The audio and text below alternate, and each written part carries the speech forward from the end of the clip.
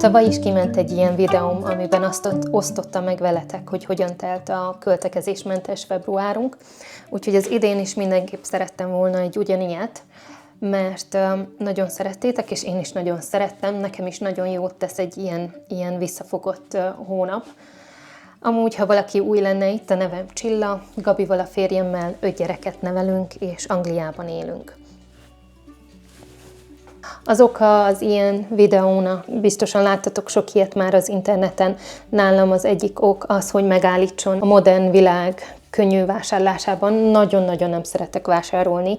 A prioritásaim valahogy átalakultak a gyerekek után. Abszolút kiráz a hideg, ha arra gondolok, hogy valamit meg kell venni, üzletről üzletre járni és keresgélni a megfelelőt.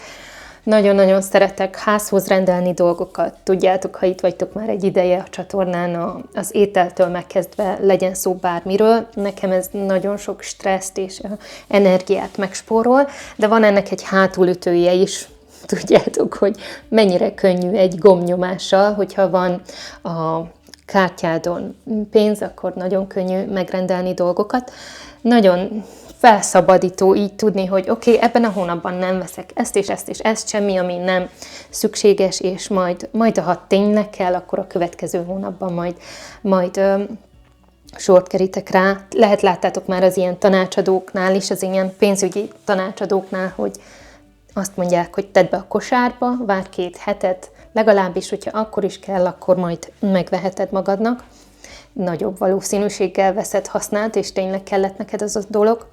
Úgyhogy én is így voltam ezzel a hónappal, hogy megállt parancsoltam magamnak, csak hogy éljek ezzel a korláttal, hogy oké, nem veszek meg mindent, amit egy gombnyomással meg tudok venni.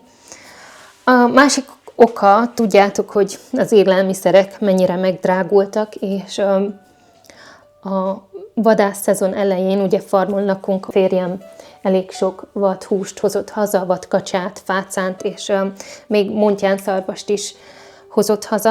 Hát nem tudom, hogy más háziasszony is így lenne ezzel, de nem szívesen nyúlok őszintén ezek után a falatok után.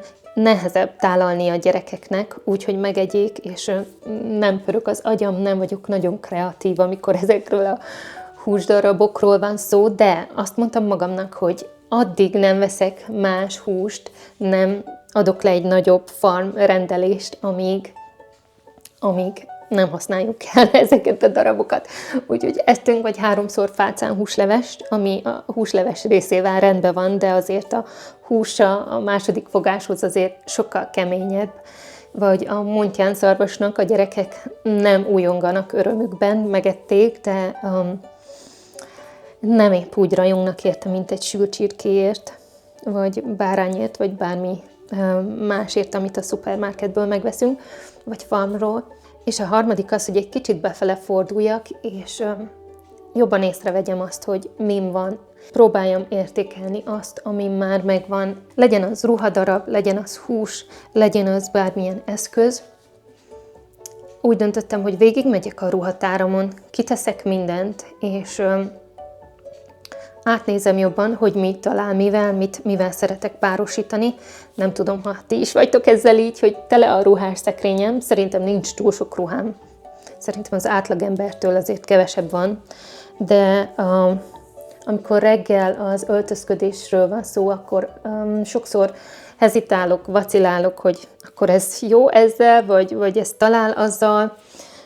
Úgyhogy arra gondoltam, hogy csinálok egy ilyen délutánt, vagy délelőttöt, amikor kiteszek mindent, és megpróbálom egy kicsit átgondolni, párosítani a darabjaimat. Szeretem, hogyha a darabok, amik a szekrényemben vannak, minden egyes darabja funkcionál, és szeretem felvenni, mert ha nem, akkor csak kerülgetem, és biztos lesz olyan ez alkalommal, aminek ki kell jönnie a szekrényemből. Amúgy ennek a hónapnak a folyamán néhány kivételt tettünk, a tavaly is ugyanígy volt. Ünnepeltük a férjem szülinapját, akkor kimentünk étterembe, de sikerült felhasználnunk a Tesco-s klubkártyapontjainkat. Aki Angliában van, az biztosan tudja, hogy megduplázódik az értéke, hogyha mondjuk nem a Tesco-n belül használod fel, hanem az egyik ilyen partnerjüknél egy étteremben 2-szer annyit ér.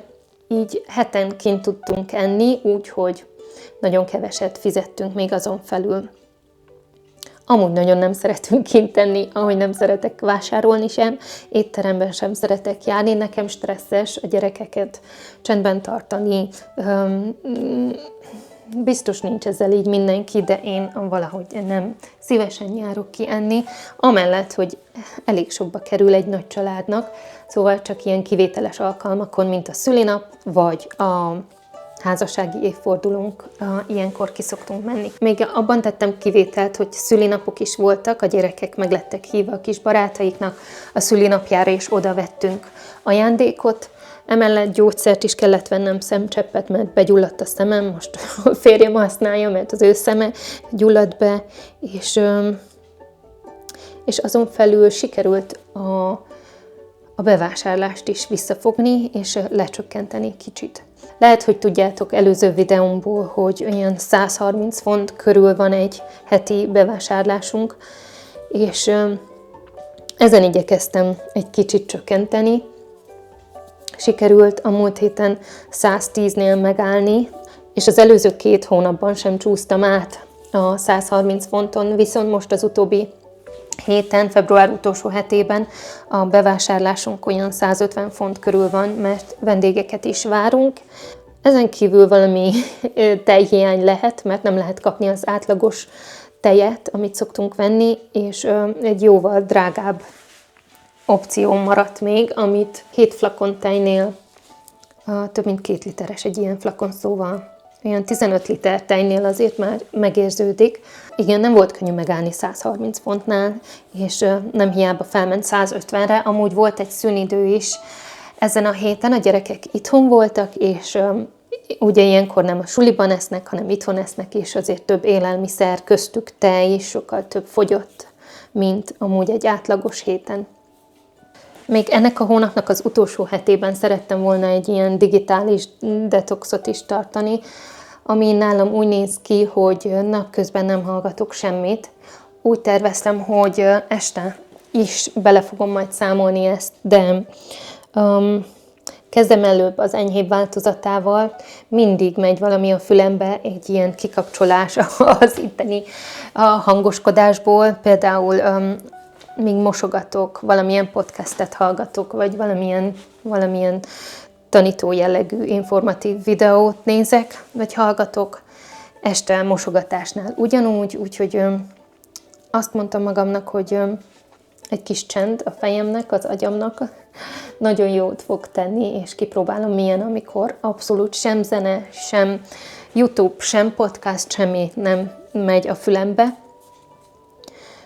És kivétel csak akkor teszek, amikor este már lefektetem a gyerekeket, és ki akarok egy kicsit kapcsolni. Úgyhogy tartsatok velem, ha szeretnétek megnézni, hogy milyen projektekre fordítottam az energiámat ebben a hónapban.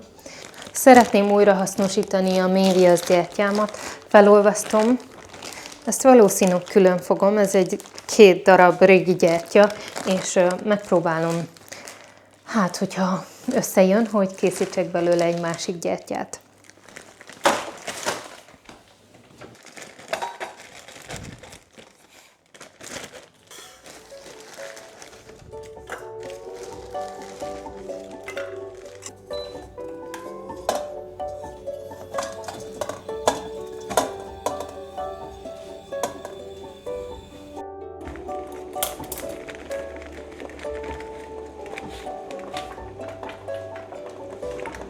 Ezeket belemártom egy picit a viaszba, hogy majd oda ragadjon az oldalára.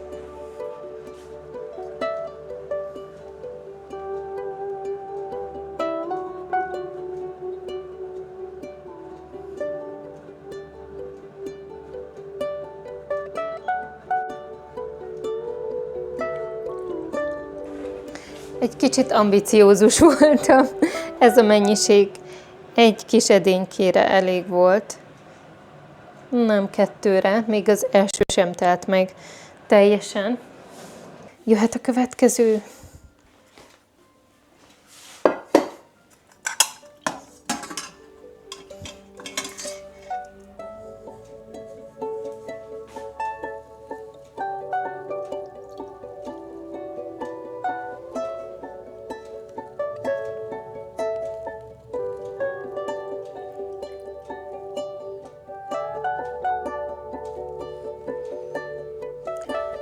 Itt vagyok a ruhatáramnál, és tudom előre, hogy van néhány darab, amit hátra tettem, mert tudtam, hogy nem fogok használni, vagy eddig nem használtam, és ezután sem. A szekrény hátsó részében vannak a nyári ruháim, és elől, ami éppen aktuális. Karácsonyra vett darab, ami nem jön be, nem használtam. 2 darab ing, és van egy blúz, amit nagyon szerettem volna, de azt hiszem, hogy kicsi rám. Még van egy darab, amin gondolkozom. Igazából szeretném párosítani ezeket a darabokat, hogy jobban átlássam, hogy mit szeretek hordani, mivel, és mi az én színem is, mi nem. Úgy gondolom, hogy ez a mentás zöld, nem tudom milyen zöld, ez nem az én színem, szerintem hóka vagyok tőle, de szeretem, mert gyapjú, úgyhogy nem váltam meg tőle, nem tudom. Még tartom. Van egy fekete szoknya is, amin gondolkozom, nem használtam, mert egy kicsit szűk a pazonja, és úgy gondoltam, hogy kényelmetlen lesz, de amúgy nagyon tetszik az anyagja, és arra gondoltam, hogy most vasárnap fel fogom venni, és hogyha tényleg nem szeretem, úgy döntök, hogy nem jó, akkor megválok tőle.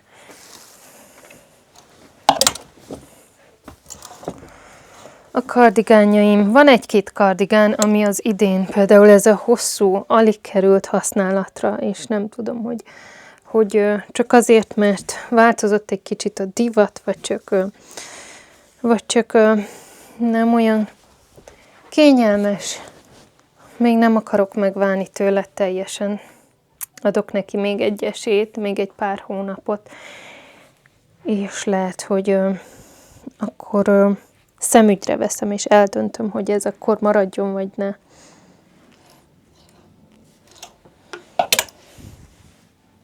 Azt hiszem, a szekrény egyik felébe fogom tenni azokat a darabokat, amiken még gondolkodom, és ha nem használom a következő egy hónapban, pár hónapban, akkor azt hiszem, hogy menni fog. Mint ez a szetter. Ez az ing.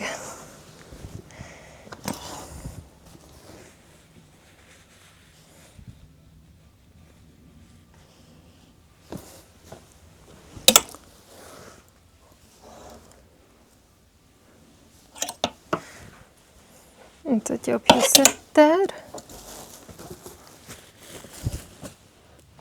Szekrény illatosítására szárított levendula. Nagyon jó. Nem szeretek öblítőt használni a ruhákra. És ennek az illata mennyei.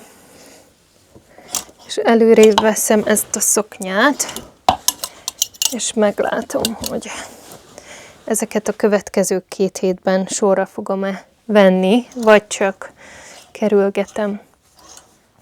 És akkor ezt beadom a jótékonysági boltba.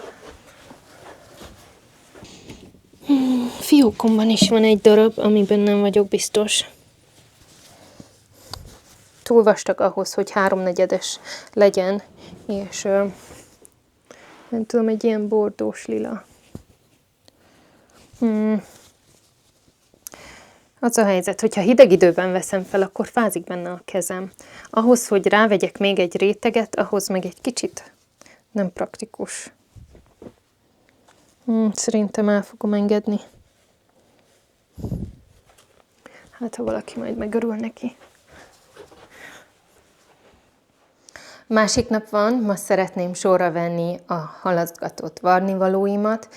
Egy néhányat fogok belőle, mert szinte vége láthatatlan.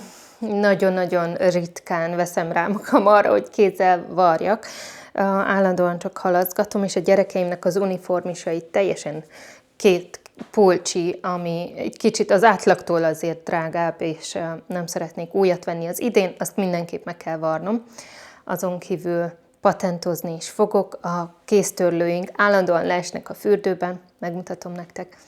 Itt tartjuk a törölközőnket, de a gyerekek ahányszor kezet törölnek, annyiszor leesik, és nem mindig tudják szépen visszatenni. Arra gondoltam, hogy ezekhez a törölközőkhöz is fogok adni 1, 2, 3, 4 törölközőhöz patentot. Egyet már megcsináltam ezelőtt 1-2 éve, és a többire nem kerítettem sort. Ez egy keskenyebb törölköző, jobban így ide fért, de az a tervem, hogy belenyomok ide egy patentot, és ide, és remélhetőleg akkor nem ejtik le, vagy nem is tudom, legyen középen, mert ez egy eleve nagyobb törölköző. Elnézést a fényekért, ma nagyon szürke idő van, esik az eső. Megmutatom a gyertyákat. Egész szépen kijöttek. Amit még csináltam, és nem vettem kamerára, az, hogy jobb így talán, az, hogy az ilyen kis pelletjeimet, hát minek hívják ezeket a viaszkorongokat, még azokból is olvasztottam fel, és töltöttem a sötét viaszra. Ilyen kétszínű lett. A bolti, szerintem ez szója, amit újra hasznosítottam, arra is öntöttem egy kicsi mély viaszt. A színe szinte megegyezik, egy kicsit lehet látni, hogy krémesebb a mély viasz, mint ez a szója viasz. És még csináltam egy ilyen szív alakút is. Ezeknek le fogom vágni a kanócait.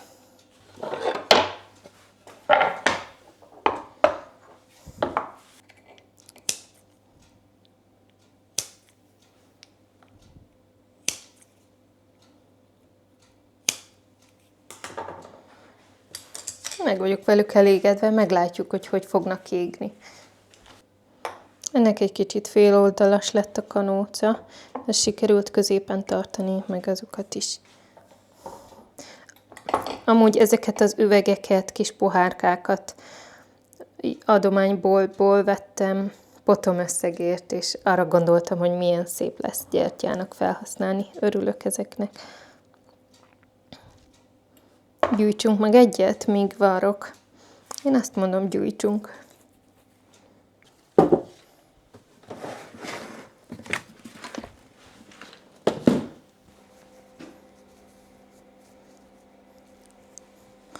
Másikon sokkal nagyobb a lyuk, ezt félretettem, hogy ne hordja. Még az idén megpróbálom megvarni, mert ezek az uniformisok nem a legolcsóbbak. Még van egy az emeleten is. Megvan a második is. Ezt hordta. Nagyon szereti itt kidugni a nagy ujját.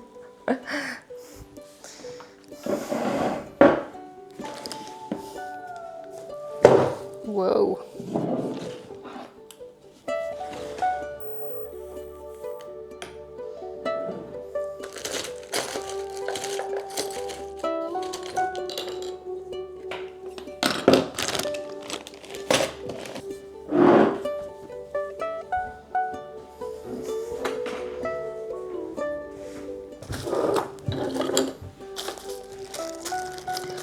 Ha valakit érdekelne a patentozó, akkor van erről egy videóm, belinkelem arról, hogy mire és hogyan szoktam használni.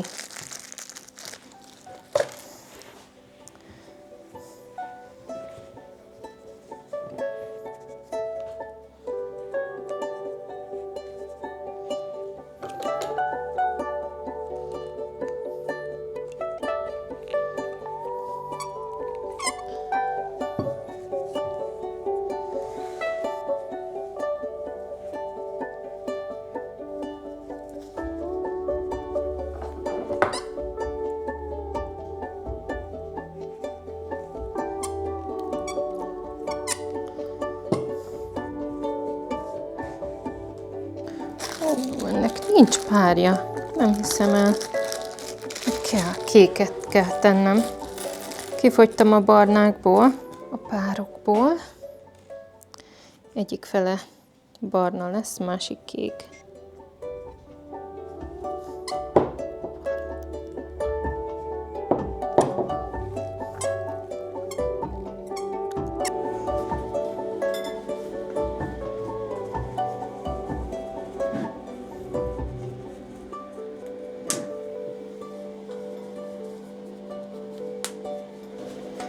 Betűrtem egy kicsit a széleit,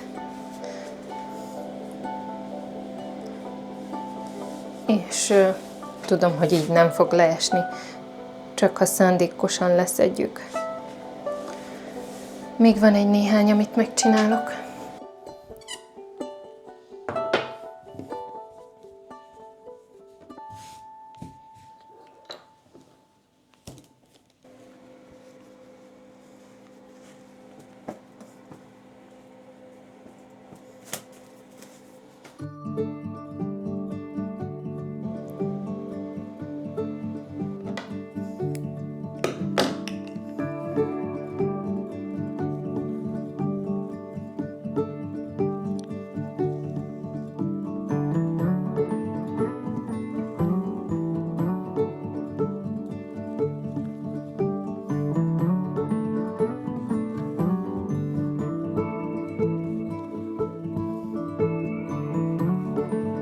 Egész jó lett.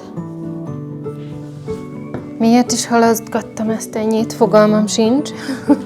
Ez egy kicsit nehezebb. Ha varrásról van szó, akkor szeretem a könnyebbé kell kezdeni, hogy legyen egy kis haladtam érzésem, sikerélményem, és utána a nehezebbel, hogyha azzal nem is boldogulnék, legalább legyen meg egy, ami könnyű volt. Hát ennek az ujja olyan, mintha egér rágta volna ki. Igaz, hogy ez már a második gyereket szolgálja ki, úgyhogy nem csoda, hogy szétfoszlik. Ráadásul az anyagja sem az a legtartósabb típusú. Na de segítünk rajta.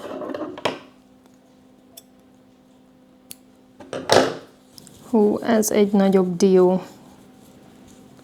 Hogy legyen ezzel. Ehhez még kéne valami anyagot foltozni, hogy jobb legyen. Ezen hatalmas nagy a lyuk. Megpróbálok egy ilyen foltot rá. Lehet furcsán fog kinézni.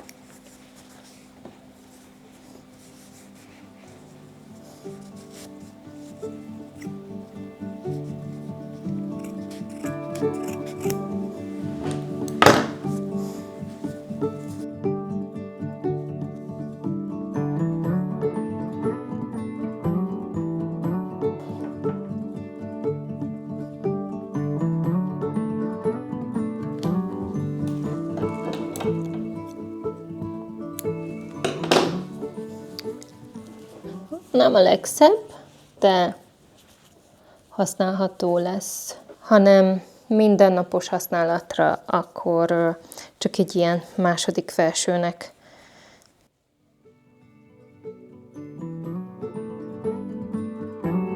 Be kell mennem az adományboltba, és tudom, hogy itt van egy néhány olyan dolog, amit feltettem, mert úgy láttam, hogy nem használjuk.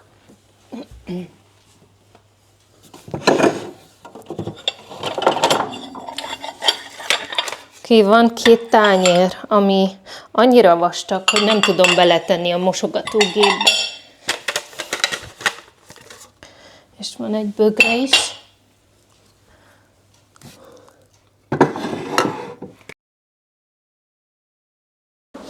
Azt hiszem, itt ennyi. Ezen kívül még nagyon szerettem volna ezt a fiókunkat áttakarítani. Már hónapok óta készülök rá, és egyre csak halasztgattam. Szerintem most neki látok, még van 10 percem.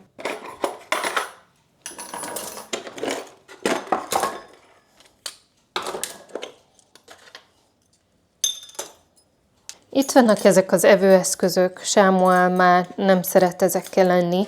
Ő is nagy villával akar, mint a többiek. Úgyhogy szerintem ezeket félreteszem esetleg, ha jön hozzánk vendéggyerek, majd elővesszük. Hát, ha fél éven belül nem vettük elő, akkor szerintem megválok tőlük. Kár fogja itt a helyet a fiókban.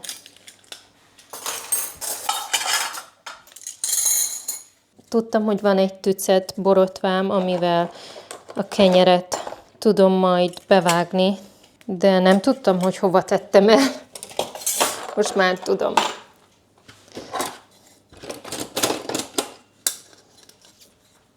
Csak is a gyerekek szeretik használni. Szerintem megválok tőle. Vagy jobb lesz, ha beteszem nekik a Play-Doh-s szedbe. Ott biztosan nagyon fogják élvezni. Szeretik az almát elővenni, de annyira kínlódnak vele, nem tudják felvágni vele. Csapkodják, verik, ütik, és végül én kell segítsek nekik. De én jobban szeretek elővenni hozzá egy kést, mint ezt a vágót, úgyhogy szerintem ez mehet a Play-Doh szettjükbe. Ilyen kis műanyag kupakok, amivel könnyebb kiszívni a gyógyszert az üvegből a gyerekeknek, de az elmúlt évben egyet sem kerestem ilyet, úgyhogy szerintem csak is a férjem kedvéért, mert ő szereti, ha van egy ilyen. Azért meghagyom.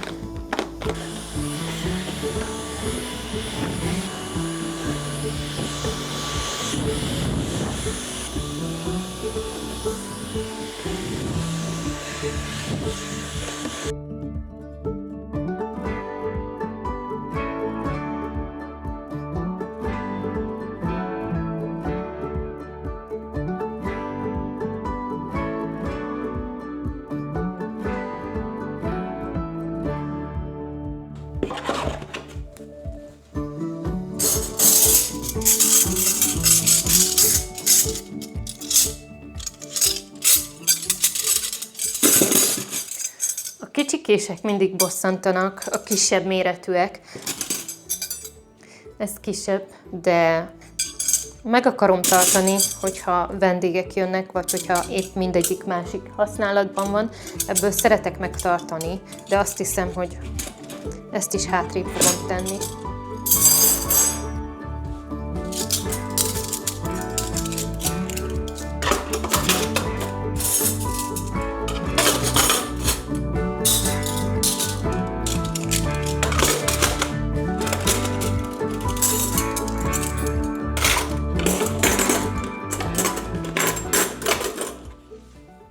Ezeket több mint egy éve nem használtam. Szerintem odaadom a gyerekeknek, a fürdőkádba játszanak vele.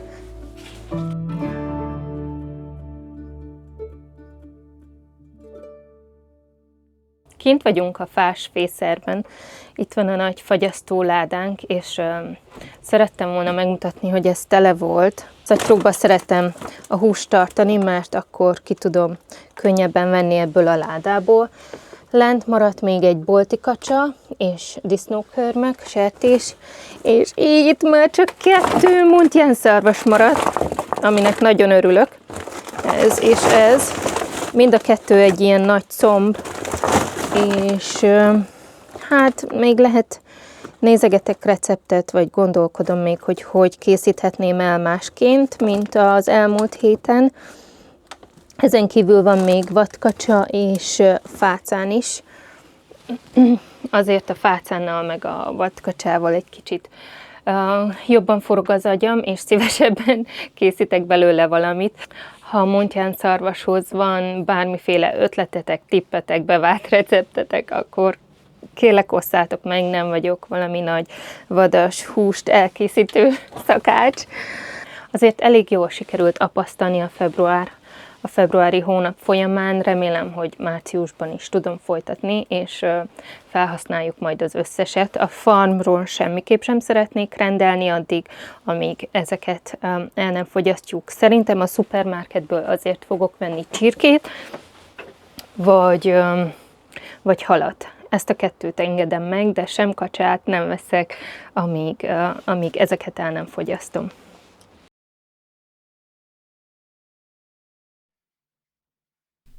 A Montján szarvashoz egy nagyon alapvető elkészítési módot vettem elő, ami nekem eszembe jutott. Mindkét oldalán megfűszereztem, forró serpenyőben megbarnítottam ezután, hogy mindkét felén kapjon egy kérget.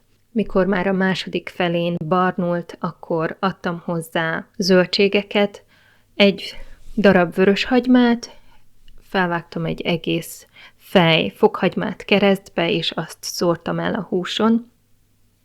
Utána még kapott 2 szál vörösrépát is az egész, és fűszereket. Ami száradt az ablakpárkányomon, zsája, kakukkfű, kintről hoztam be egy babérlevelet, az is került bele, aztán még megszórtam egy kis koriander, őrölt korianderrel, és édesköménymaggal, körülbelül egy tejáskanálnyival.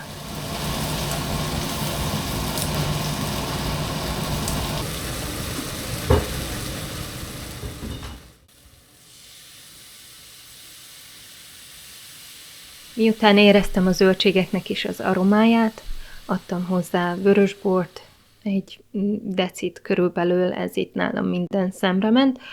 Vártam egy olyan 5 percet, amíg az alkohol elpárolog a vörösborból, és lefettem alufóliával. Az alufólia után még egy fedőt is tettem rá, hogy ne száradjon nagyon ki, és mehetett a sütőbe.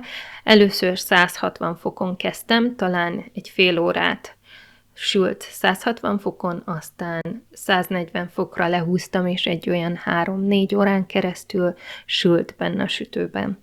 Készítettem már ehhez hasonlóan egy másik alkalommal, akkor sült sajtos karfiol is volt hozzá, és nagyon jól talált ezzel a szószos sült karfiollal, viszont most nem volt ilyen hozzá, és így sokkal szárazabb volt. Lehet, hogy legközelebb egy szószosabb paradicsomleveses mártást készítek hozzá.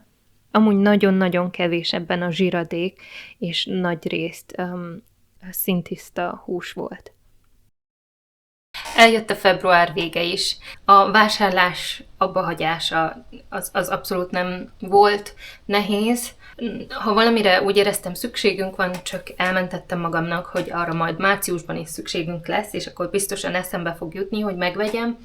Semmilyen életbevágóan fontos tárgyra nem volt szükségünk, úgyhogy ebben sikerült leállni. Szeretnék majd venni egy címkézőgépet, zoknikra, alsónemükre van szükségünk, de semmi olyasmi, amit nem lehetne nélkülözni, mert már van.